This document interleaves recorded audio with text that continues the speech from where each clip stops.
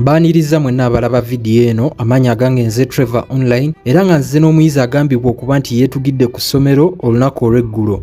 Poliisi mu disitulikiti y'e Kabale eri mu kunoonyereza ku nfa y'omuyizi owa siniya ey'omukaaga Nikita Kichoncho ng'ono yafiiridde mu ssomero gye yabadde asomera erya Solberg College erisangibwa mu munisipali y'e Kabale. Kigambibwa nti ku lunaku olwokutaano abayizi mu ssomero lino badde ewaka gye baba baliira ennaku enkulu, wabula omugenzi abadde atemera mu gy'obukulu 21 yasalawo asigale ne banne abakunukkiriza mu 6 abaali basigadde ku ssomero.